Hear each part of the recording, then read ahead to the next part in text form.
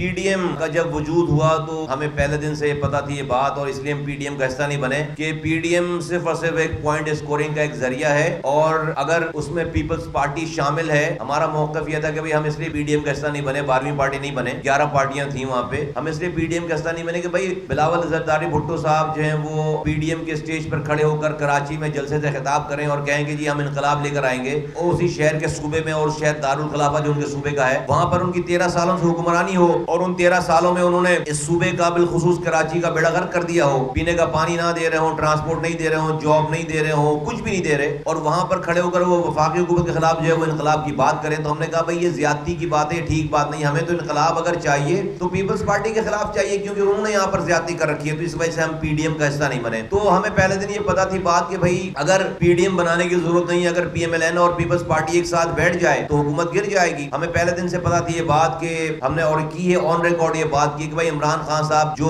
بار بار یہ بات کر رہے ہیں، زبانی بات یہ کرتے ہیں زرداری صاحب کے خلاف یا پیپلز پارٹی کے خلاف، اور بیک ڈور سے پیپلز پارٹی سے کانٹیکٹس ہیں، اور ایک ایگریمنٹ ہے کہ بھائی ہم جو ہے وہ آپ کے خلاف بولیں گے، آپ ہمارے خلاف بولنا، لیکن پریکٹیکلی ہمارے خلاف نہ آپ کچھ کریں گے نہ ہم کچھ کریں گے۔ یہی وجہ ہے کہ آپ دیکھیں کہ 3.5 سالوں تک آرام سے پیپلز پارٹی یہاں پر حکمرانی کرتی رہی، اور آرام سے عمران خان صاحب وہاں حکمرانی کرتے رہے، بالکل کھلی چھٹی دے رکھی تھی یہاں پر وفاقی حکومت نے، کوئی پوچھنا نہیں تھا، پیپلز پارٹی نے جو چاہا یہاں پر کیا، ان کو کوئی وفاقی حکومت کا کوئی ان کو ڈر خوف کوئی بھی بات نہیں تھی۔ اور سو مچ سو آپ نے دیکھا کہ جب سینٹ کے چیئرمین کے الیکشن کا ٹائم آیا تو پیپلز پارٹی نے پی ٹی آئی کے سینٹ کے چیئرمین کو سینٹ کے ووٹ دیے باقاعدہ، یعنی کہ ایک اقلیت میں کم نمبر رکھنے والی جماعت جس کا سینٹ کا چیئرمین ہو ہی نہیں سکتا تھا، اپوزیشن کے نمبر زیادہ تھے، وہاں سے پیپلز پارٹی نے اپنی وفاداری نبھائی، اور اس کے بعد جو ہے وہ پی ٹی آئی کو ووٹ دے کر پی ٹی آئی کے سینٹ کے چیئرمین آ گیا۔ پھر اس کے بعد آپ دیکھیں کہ پی ڈی ایم جب اپنی پیک پر پہنچی تو وہاں پر اس وقت زمانے میں کشمیر میں اور گلگت بلتستان میں الیکشنز آ گئے، اور اس کے بعد جو ہے وہ نواز شریف صاحب کی ایک تقریر کا بہانہ بنا کر پی ڈی ایم جو ہے وہ اس سے علیحدہ ہو گئی، اور پیپلز پارٹی اس سے علیحدہ ہو گئی پی ڈی ایم سے، اور اس کا صلہ جو ان کو مل گیا وہاں پر کشمیر میں اور خاص طور پر گلگت بلتستان میں اس کو صلہ ملا اس کا۔